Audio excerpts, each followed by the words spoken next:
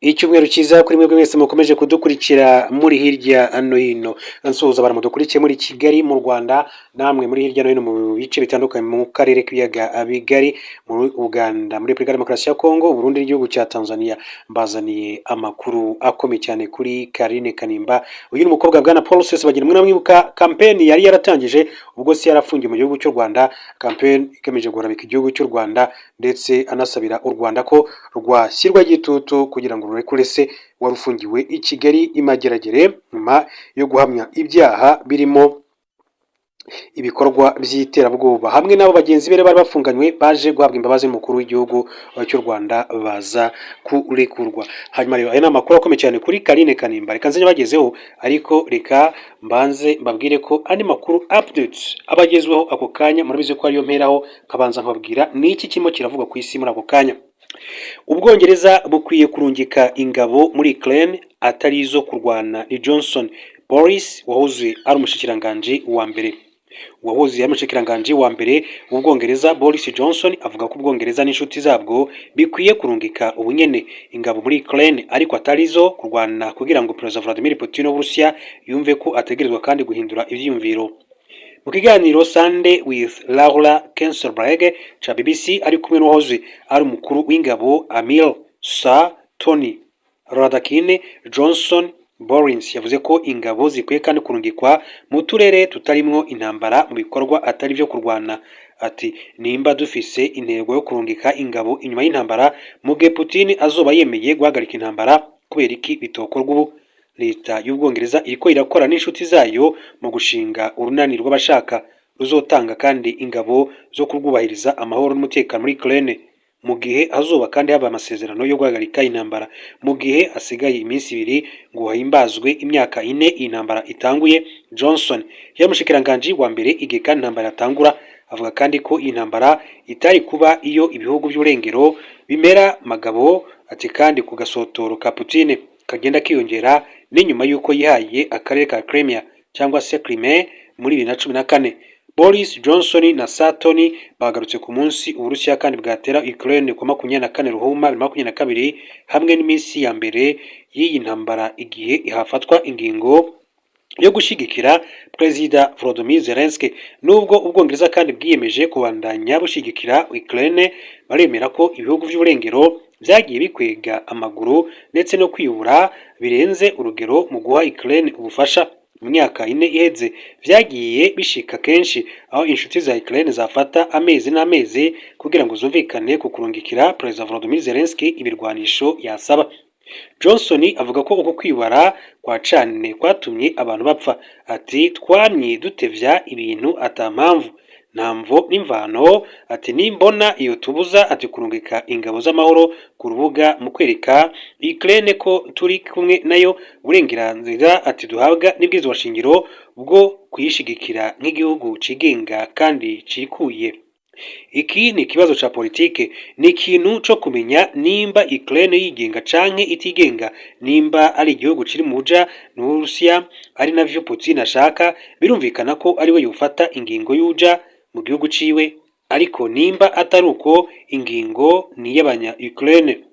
Perezida Vladimir Putin afata ko ingabo mpuzamakungu muri Ukraine zaba arizo kubungabunga amahoro canke izindi hagasotoro gakomeye.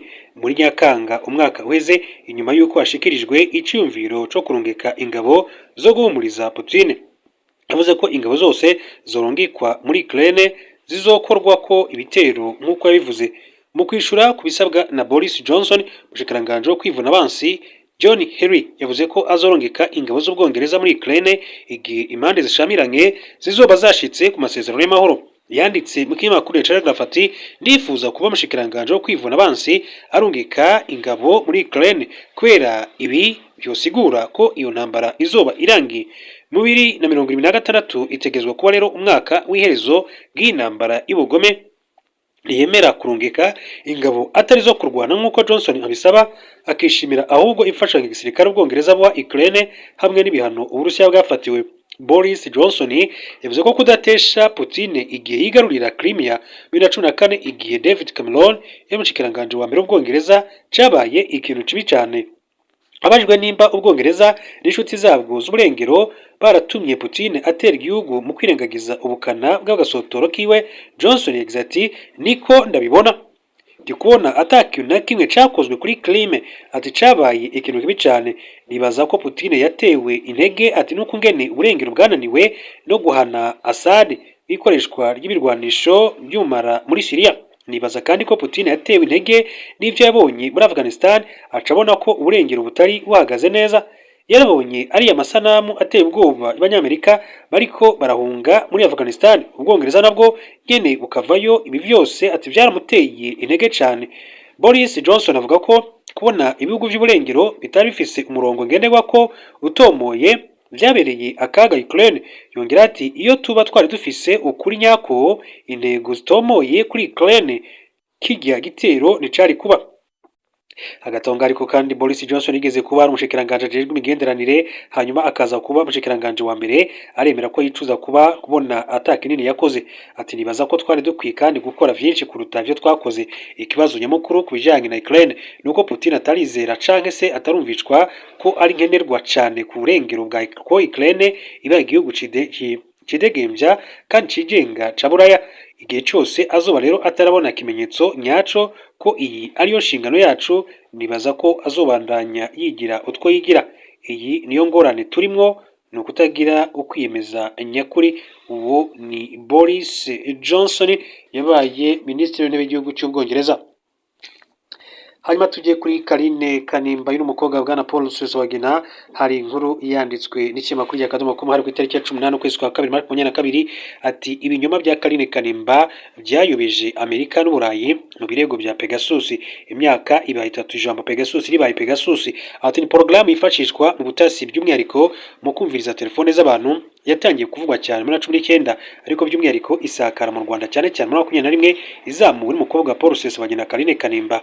Kuva Rusesabagina yatabwa muri yombi muri 20 ubwo yarageze mu Rwanda ashinga ibyaha by'iterabwoba, umukobwa we Karine Kanimba yumvikanishije kenshi amushinjura avuga ko ibyaha by'ubwicanyi MSD-FLN se yarayoboye yakoze atari byo, ahubwo azizwa impamvu za politike. Muri Nyakanga 2021 hasakaye amakuru yuko hari abantu batandukanye bibasiwe na Pegasus hirya no hino ku isi hagamijwe kumviriza telefone zabo. Pegasus ni porogaramu bivugwa ko ryakozwe n'ikigo NSO Group cyo muri Israel. Mu bantu 50,000 bari bibasiwe nk'uko raporo z'imiryango nka Citizens Lab na Amnesty International ndetse na Forbidden Stories harimo abantu gera ku 3500 bo mu Rwanda. Nyuma ibinyamakuru mpuzamahanga byatangiye kandi kwandika ko mu bibasiwe harimo Karine Kanimba, umukobwa Paul Rusesabagina ngo hakoreshwe nimero ye yo mu Bubiligi nubwo asanzwe ari umuturage wa Leta Zunze Ubumwe za Amerika. Leta y'u Rwanda niyo yatunzwe urutoki ishinjwa kwinjirira muri telefone ya Kanimba, nubwo atirwabihakanye rukavuga ko rutajya rukoresha izo porogaramu. Kanimba yabeshya Amerika, abeshya Uburayi, bijundika u Rwanda. Jonathan Scott ni umunyamerika w'umuhanga mu bijyanye n'ikoranabuhanga rya mudasobwa, afite ubumenyi mu bijyanye no kugenzura ibyaha bikorerwa kuri telefone. Ni umwe mu bifashishijwe n'ibigo byafashaga Kanimba kumvikanisha ko yinjiriwe n'u Rwanda muri telefone, kugeza n'ubwo Amerika n'Uburayi byanangirijwe u Rwanda. Kwari kwa gatandatu tariki ya 12 Ukuboza 2022 Jonathan Scott yakoze ikiganiro kuri Twitter asobanura amanyanga n'ibinyoma biri muri birego bya Karine Kanimba bishingiye ku isesengura rya gihanga rijyanye n'imikorere ya telefone na porogaramu y'ubutasi nka Pegasus. Karine Kanimba yatanze ubuhamya imbere ya komisiyo y'inteko ishinga amategeko ishinzwe iby'ubutasi mu Nyakanga uyu mwaka. Yavuze ko telefone ye yinjiriwe guhera mu ntangiriro za Mutarama 2021 kugeza muri Gicurasi ubwo muri Leta Zunze Ubumwe za Amerika, ngo yongeye kandi kwinjirwa ku itariki ya 14 Kamena. Ati umunsi yahuraga na Minisitiri w'Ububanyi n'Amahanga w'Ububiligi Sophie Wilmez. Scott yavuze ko ubusanzwe Pegasus itagishaka kuneka nimero zo muri Leta Zunze Ubumwe za Amerika, ari nayo mpamvu Karine Kanimba yavuze ko nimero ye yinjiriwe ariyo mu Bubiligi, ari naho Rusesabagina yaratuye. Uyu muhanga rero mu by'ikoranabuhanga yavuze ko igitangaje ari uburyo komisiyo y'inteko ishinga amategeko yasohoye raporo yiyama mu Rwanda ivuga ko uwinjiriwe ari umuturage wa Amerika, nyamara nimero yo bivuga ko yinjiriwe ariyo mu Bubiligi. Kanimba yavuze ko telefone ye yinjiriwe guhera muri Mutarama 2021 ariyo mu bwoko bwa iPhone yakoreshaga ikoranabuhanga rya iOS 14. ni mu gihe iryo koranabuhanga rya iOS 14 yasohotse muri Gicurasi 21. Jonathan Scott ati yavuze ko telefone ye ya iPhone yinjiriwe na Pegasus kandi ko telefone ye yakoreshaga ikoranabuhanga rya iOS 14.6. Ntabwo rero byashoboka ko yari kubasha gukoresha iyo koranabuhanga ritarasohoka iOS 14 yasohotse tariki 24 Gicurasi 2021. Ibi ni ibimenyetso bikomeye muri raporo y'iperereza ku ikoranabuhanga. Ibi Jonathan Scott yavumbuye mu buhamya Kanimba yatanze mu nteko y'Amerika nuko nimero mwimerere ya telefone serial number yatanze kuri telefone yumvirijwe yatanze ebyiri zidahuye muri iyo raporo, kandi ubundi nta gikoresho cy'ikoranabuhanga nka telefone cyangwa se mudasobwa bigira serial number ebyiri.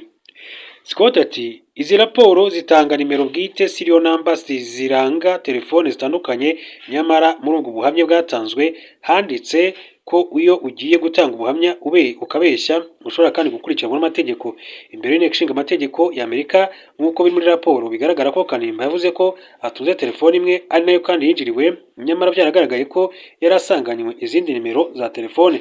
Ati ubwo yatangaga ubuhamya ko telefone yari afite yari iya kabiri, yari afite indi telefone mbere uko atanga ubuhamya. Muri make yari afite telefone eshatu, ariko mu buhamya yavuze ko telefone imwe, izindi ntiyazivuga. Ubwo rero hasohokaga urutonde rwa telefone kandi mu 50 zinjiriwe na Pegasus ku isi zari zigize zitondekanyije hakurikijwe igihugu.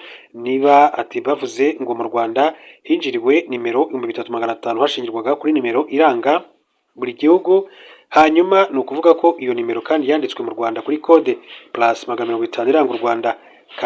Kanimba avuga ko nimero yinjiriwe ari mu Bubiligi kuko nta nimero yanditswe mu Rwanda agira. Scott yibaza uburyo Kanimba yamenye ko ari u Rwanda rumuneka kandi nta nimero irwanditsemo afite. Ati nta nimero yo mu Rwanda ugira, hanyuma ngo nimero ya telefone yawe yo mu Bubiligi yinjiriwe na guverinoma y'u Rwanda, ni ibintu bitumvikana. Niho rero abantu kandi batangiye ati kugira impungenge kuki yaje ku rutonde rwa nimero zo mu Rwanda kandi adafite nimero y'inyarwanda. Scott avuga ko amaze kumenya ayo makuru yegereye imwe muri miryango yasohoye raporo ishinja u Rwanda kuneka Carine Kanimba, ayereka ko akurikije ibimenyetso bigaragaza ko ibyo yakoze atari byo. Ngo bamwe bamusubije ko bajya kuvuga uko u Rwanda rwanetse Kanimba bamwegereye nk'umuntu kandi bakekaga ko leta y'u Rwanda ishaka cyane. Ati bavuze ko ngo atari ku rutonde rw'abantu 3500 binjiwe na Pegasus mu Rwanda, ariko ngo bagerageje kandi kumwegera kuko bari bazi ko ari umwe mu bashobora kandi kwibasirwa. Ntiyari ku rutonde ariko yaregerewe. None se ni iki kibemeza ko yari umwe mu bibasiwe? Scott aherutse gushyira hanze ubushakashatsi amaze igihe akora kuri iki kibazo agaragaza ko ibyakozwe byose byari bigamije kandi guhindanya isura y'u Rwanda. Ati ibintu byangije cyane isura y'u Rwanda kandi atari ukuri. Nandikiye amabaruwa senateri wa leta yanjye, nandikira komisiyo y'ubumwe bw'Uburayi, ariko nta n'umwe wigeze ansubiza. Ibi byose rero ati ibimenyetso byo nibyo Kanimba yoherezayo asaba inteko ishinga amategeko gushyira igitutu kuri guverinoma y'u Rwanda yabo kugira ngo bahagarike u Rwanda inkunga, ngo kuko aho guteza imbere abaturage yifashisha mu butasi ku baturage b'Amerika nka Carine Kanimba. Uko byakunze kugenda bigarukwaho. Reka turebe n'andi makuru atandukanye akomeje kugenda